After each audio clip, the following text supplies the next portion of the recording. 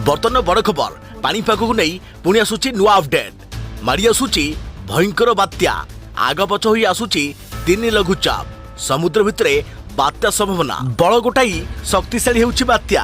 आज ठारू प्रबल वर्षा बदली जिवो पाग प्रबलरू अति प्रबल वर्षिबो पवन ठारू बेसी रहिबो वर्षार प्रकोप। हेलो फ्रेंड्स मु शक्ति आपण देखुचंती नरसिम्हा क्रिएशंस प्रेजेंट तेबे याकु नै कोन होइची डिटेल्स इन्फॉर्मेशन आजर वीडियो रे आपण माने जानि परिबे तेबे आपण माने जानिबा पई वीडियो को शेष पर्यंत देखंतु ता पूर्वरु ए वीडियो गोटे लाइक करिया सहित जदि पारुछंती आपनकर संग साथी मानको वीडियोटी को शेयर करनियतु जदि फ्रेंड्स आपण माने हमर ए चैनल ले नुआई वीडियो देखचोती पूर्वरु केबे भी हमर ए चैनल को सब्सक्राइब करनाती तेबे निहाती चैनल को सब्सक्राइब करिया सहित पाखरे आस्तुआ बेल आइकन को बजे रखतांतु तेबे लगान वर्षा हेप प्राय 3 दिन धरी समुद्र भितरे बात्या सृष्टि होने संभावना थिबा बेले उपकूल छुईबा बेलकु बात्या उग्र रूप धारण करि पारे तेबे पवन ठारू बेसी रहिबो वर्षार प्रकोप। चलित मासरे प्रथम 3 सप्ताह भितरे 3टी लघुचाप आघपथ होई आसी पारे बंगोपसागर संभाव्य बात्या को नहीं विभिन्न मॉडल भिन्न भिन्न आकलन करुछंती तेबे अधिकांश मॉडल दर्शाउछंती लघुचाप घनीभूत होई अवपात किंबा गभीर अवपात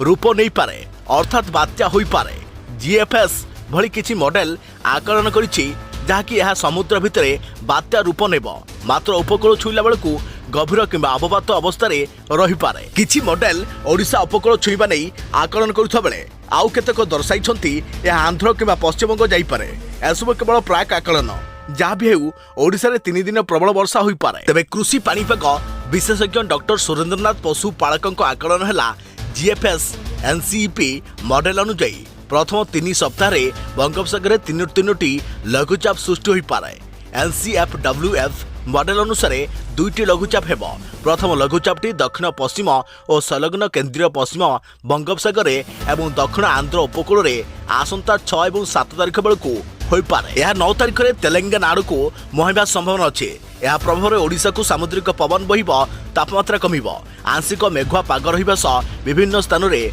मध्यमरू अति प्रबल वर्षा हेब। द्वितीय लघुचापटी उत्तर बंगोपसागर आसंता 9 तारिख बेलकु सृष्टि होई पारे यह ओडिशा किंबा संलग्न पश्चिमबंग उपकूल को 11 तारिख रे छुई पारे तेज समुद्र में रही यह गभीर अवपात जहाँकि डीप डिप्रेशन हेबा संभावना अधिक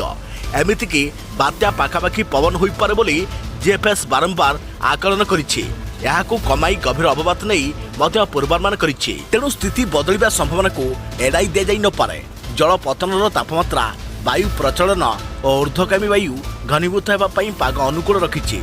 तृतीय लघुचाप 13 ରୁ 16 तारिख भितर सृष्टि होई पारे यह मध्य ओडिशा पश्चिमबंग बांग्लादेश आड़कू जाई पारे जदि द्वितीय लघुचापटी अधिक घनीभूत न हुए तेबे तृतीयटी अधिक घनीभूत हेब। चलित मासर द्वितीय सप्ताह उत्तर ओडिशा रे भारी वर्षा संभावना रही तेबे मासरे जेतिकी वर्षा हेबा कथा गोटे सप्ताह तार अधा वर्षा होई पारे तृतीय लघुचाप जोगु वर्षा आहरी बढ़ी पारे तेणु चलित सेप्टेम्बर रे स्वाभाविक ठारू अधिक वर्षा संभावना अच्छे। तेबे सबुठारू बड़ कथा होची तेबे आज ठारू हठात पागरे परिवर्तन हेब पाग बदली जिवो प्रबलरू अति प्रबल वर्षा हेब आकाशरू घोटी आसिबो घन अंधार दिन होई जिवो राति। एथरा वर्तमान रिपोर्ट पाणीपाग को नहीं आगु को अधिक डिटेल्स इन्फॉर्मेशन पाई नुआ अपडेट रिपोर्ट पाई आम चैनल सहित जोड़ी रहंतु। तो फ्रेंड्स पुणी देखाबो आउ एक नुआ वीडियो रे से पर्यंत मोर होइली जय जगन्नाथ।